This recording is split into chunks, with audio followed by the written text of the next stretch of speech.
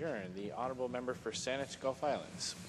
Thank you, Mr. Speaker. I rise this evening in adjournment proceedings to review and hope to find answers to a question that I initially put forward on April 23rd. It relates to funding in our overseas development assistance budgets. Now, in past years, and for many years until recently, when a member of Parliament or any member of the public opened the budget tabled by the Minister of Finance, you would find there in the back tables that showed funding in each department of Canada, and you could compare previous years to this year.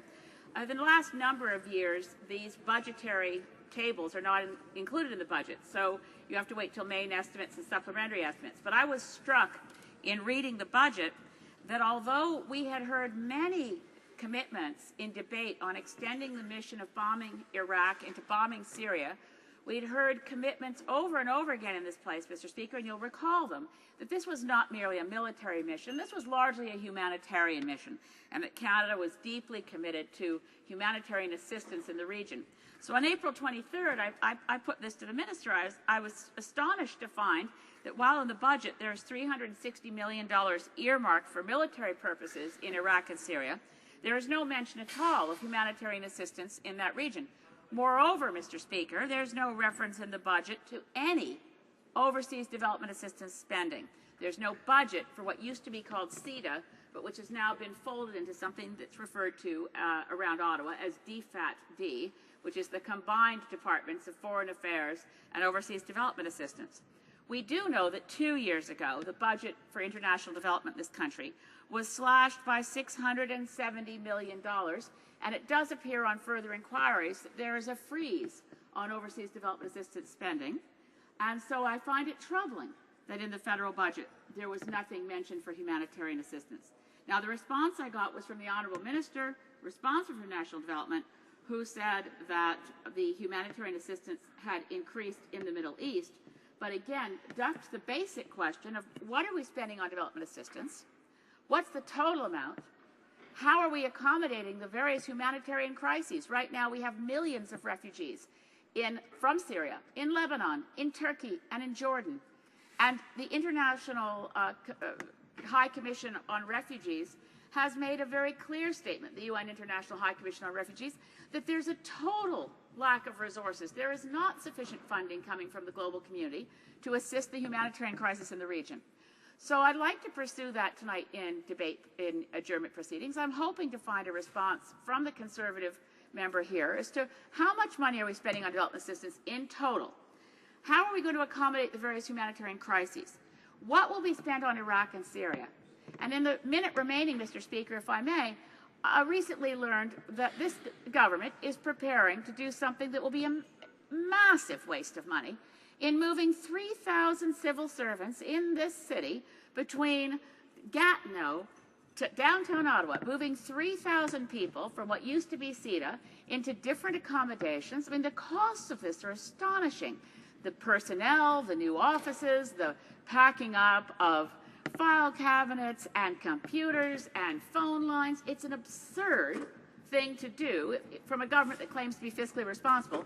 It's particularly absurd and also disrespectful to the challenge of alleviating poverty globally to spend money on moving civil servants around within Ottawa when the real crisis of mobility is the refugees, who are Syrian refugees, who are trying to get out of Syria and who are also stuck in Turkey and Lebanon and Jordan without adequate assistance. Thank you, Mr. Speaker. Honourable Member, Parliamentary Secretary to the Minister of Employment and Social Development. Well, thank you, Mr. Speaker, and I want to thank the member opposite for her question tonight during adjournment procedures. From the beginning, Canada has been at the forefront of international response to help the people of Syria and to help the people of Iraq. Most recently in May, the Prime Minister announced additional Canadian humanitarian assistance funding for both Syria and Iraq, whose people continue to suffer from the ongoing conflict. Now, millions inside Syria now require assistance. Millions more have fled to Egypt, Iraq, Jordan, Lebanon, and Turkey, not knowing if they will ever be able to return to their homes again. Now, compounding this problem even further, terrorist groups such as the so-called Islamic State have flourished in such an environment, expanding and threatening stability of the entire region. Mr. Speaker, these situations represent some of the most difficult and complex humanitarian crises ever faced by the international humanitarian community.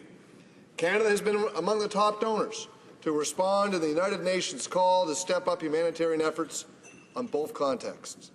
The top priorities are protection for civilians, including from sexual and gender-based violence, shelter, food, and access to health care and basic humanitarian services. Now, already in 2015, Canada has allocated $80 million in humanitarian assistance funding in response to the crisis in Iraq. And since the beginning of 2014, we have committed $107.4 million to respond to the needs of Iraqis affected by the violence, and this makes Canada the 5th largest humanitarian donor to this crisis. The 5th largest, Mr. Speaker, in a country with a small population like Canada's.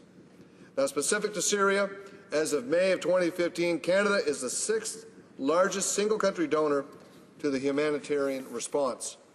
And since the onset of the crisis, Canada has allocated over $503 million in support of the humanitarian response, with the most recent funding announced earlier this month by the Prime Minister himself. It is concerning that opposition MPs fail to acknowledge the real threat that is posed by ISIS and jihadi terrorism to our country and our country domestically. We take this very seriously. The military measures we are taking against ISIL do not in any way preclude humanitarian actions. There is no either-or. There is support for both. We will combat ISIS militarily, and we will support the victims of ISIS humanitarily. Canada has been at the forefront of the international response to the crisis in Iraq, as well as Syria and the surrounding areas since the beginning of each crisis, and we will remain at the forefront. In conclusion, Mr. Speaker, we have helped nearly 2 million people, provided shelter and relief supplies to over 1 million people, and helped educate over 500,000 children. And in Syria, Canada's support has meant 16 million people have access to safe drinking water, 4.1 million Syrians have access to food assistance, and emergency assistance provided to nearly 3 million refugees in neighboring countries. We're getting the job done, Mr. Speaker, when it comes to humanitarian assistance during this crisis in the Middle East. Thank you. Honourable Member for Sandusky-Fyldes. Well, again, Mr. Speaker, we have heard this before, and I'm certainly gratified to know some dollar amounts. But I don't think it's unreasonable that a parliamentarian, that every MP in this House, should be able to see the budget for overseas development assistance as a whole. I'm still troubled that while this budget mentions specific amounts for military assistance, it's the budget that failed to mention humanitarian assistance. It's not opposition members who are unwilling to give credit if the government's going to put money into humanitarian assistance, but it is reasonable, since the fundamental principle is that Parliament controls the public purse, that a budget, a document ostensibly a budget, not really a budget because it doesn't give us the numbers, should be able to tell us how much money in total are we putting to overseas development assistance, and what portion of that is going to the humanitarian crisis in Syria and Iraq. And I agree, it's not either or, but it's not unreasonable to ask, how much is the total budget for overseas development assistance? Parliamentary Secretary.